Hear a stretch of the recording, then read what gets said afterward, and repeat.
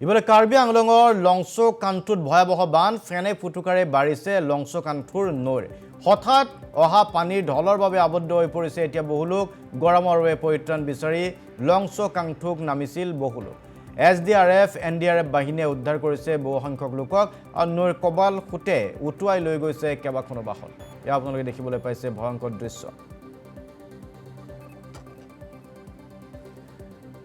মানুহ এজনো উঠি গৈছে কাৰ্বি আংলঙৰ লংচকান্থুক এই ভয়াবহ বান দেখিবলৈ পাইছে আপোনালোকে বানৰ কুবাল খুঁটে বাহন এখন উটুৱাই লৈ গৈছে কিমান ভয়ংকৰ দৃশ্য ফেনে ফুটুকাৰে বাঢ়িছে এতিয়া লংচকান্থু নৈ হঠাৎ অহা পানীত ঢলৰ বাবে আবদ্ধ হৈ পৰিছে বহু লোক গৰমৰ পৰা পৰিত্ৰাণ বিচাৰি লংচকান্থুত নামিছিল একাংশ লোকে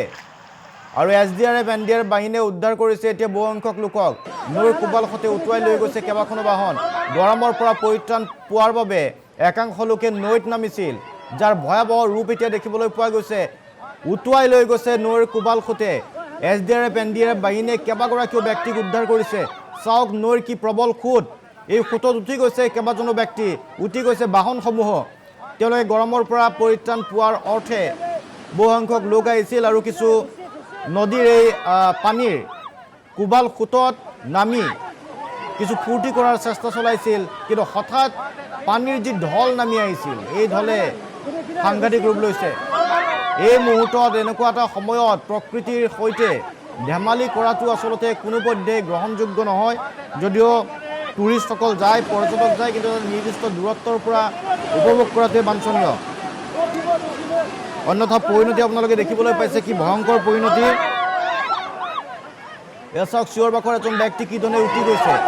এই ব্যক্তিজনক এতিয়াও উদ্ধাৰ কৰিবলৈ সক্ষম হোৱা নাই বহু লোকক অৱশ্যে উদ্ধাৰ কৰিছে ইতিমধ্যে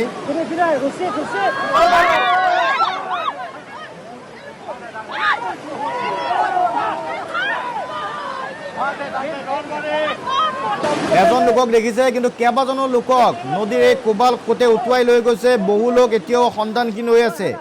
উদ্ধাৰ কৰিবলৈ সক্ষম হোৱা নাই বহু লোকক উদ্ধাৰ কৰিবলৈ সক্ষম হোৱা নাই এতিয়াও উদ্ধাৰ অভিযান চলাই আছে NDRF SDRF এই বাহনখন দেখিছে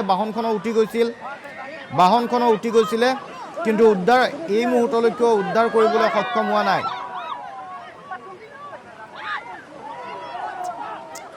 বাহন কেইবাখনো বাহন আছিলে আচলতে কেইবাখনো বাহন উঠি গৈছে এই বাহন লৈ ব্যক্তিসকল আহিছিলে বাহন লৈ আহি তেওঁলোকে পানীৰ খুঁটত নামিবলৈ চেষ্টা কৰিছিল পুৰুষ আছে মহিলা আছে শিশু আছে যিহেতু তীব্ৰ গৰম গতিকে সম্ভৱতঃ এইটো এটা পৰ্যটনস্থলী হৈ পৰিছিল আৰু বহু লোক তাত আহে সেই অঞ্চলটোত কিন্তু আটাইতকৈ ডাঙৰ ভুল আছিল যে পাহাৰীয়া নৈখনত নামিবলৈ চেষ্টা কৰিছিল এইসকল ব্যক্তিয়ে হয়তো পানীৰ ঢৌ চাবলৈ চেষ্টা কৰিছিল এইসকল লোকে তাৰ কৰুণ পৰিণতি এতিয়া দেখিবলৈ পাইছে কৰুণ নহয় ভয়ংকৰে পৰিণতি কেইবাজনো ব্যক্তি উঠি গৈছে নৈৰ যিটো ঢল আহিছিল প্ৰবল খুঁট আহিছিল এই খুঁটত তিষ্ঠি থাকিব নোৱাৰি এয়া দেখিছে চকুৰ সন্মুখতে এগৰাকী ব্যক্তি পানীৰ তলত ডুব গৈছে আৰু উঠি যোৱাৰ বহু সময় পাছত যেতিয়া খবৰ দিয়া হ'ল NDRF SDRF বাহিনীৰ লোকসকল আহি উপস্থিত হৈছিল উদ্ধাৰ অভিযান চলাই আছে নামনি অংগীয়া চাওক ব্যক্তিগৰাকীক আপোনালোকে দেখিছে আমি ৰঙাকৈ গোল কৰি ব্যক্তিজনক দেখাবলৈ চেষ্টা কৰিছোঁ স্পষ্টকৈ এই ব্যক্তিজন হঠাৎ তাত উঠি গৈছে চেষ্টা চলাইছে ৰ'বলৈ কিন্তু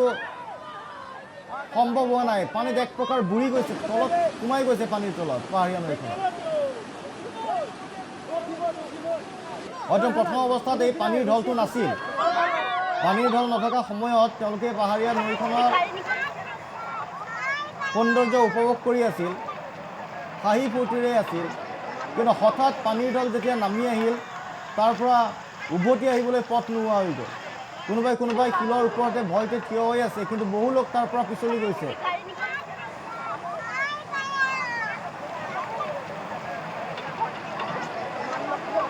নৈৰ সোঁতত কেইবাখনো বাহন উঠি গৈছে অতি ভয়ংকৰ চাঞ্চল্যকৰ দৃশ্য এয়া কিমানজন লোক উঠি গৈছে সঠিককৈ এই খবৰ এতিয়াও অহা নাই উদ্ধাৰ অভিযান চলি আছে ঘটনা সংঘটিত হৈছে কাৰ্বি আংলঙৰ লংচকান্থু নৈত প্ৰশাসনৰ লোক গৈ উপস্থিত হৈছে কিন্তু প্ৰশাসনৰ ফালৰ পৰা আনুষ্ঠানিক কোনো ধৰণৰ মন্তব্য এই মুহূৰ্তলৈকে অহা নাই কিন্তু অতি ভয়ংকৰ দৃশ্য এয়া এই অকল ব্যক্তি ক'ৰ পৰা গৈছিলে কাৰ্বি আংলঙৰ স্থানীয় বাসিন্দা আছিল নে অন্য প্ৰান্তৰ পৰা পৰ্যটক হিচাপে গৈছিল যিহেতু গৰমৰ বন্ধ চলি আছে বহুতে নিজৰ সন্তানকো লৈ গৈছিল নেকি আৰু যদি গৈছিল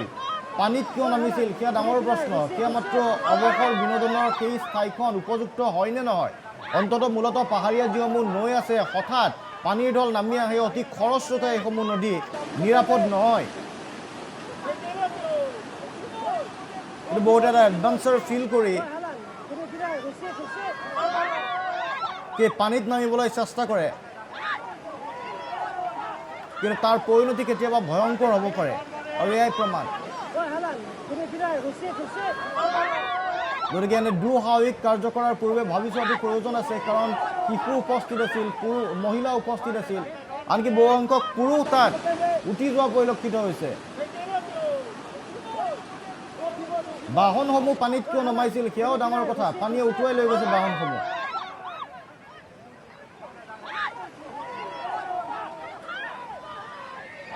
একাজতকৈও কম আছিলে পানী প্ৰথমতে সেইবাবে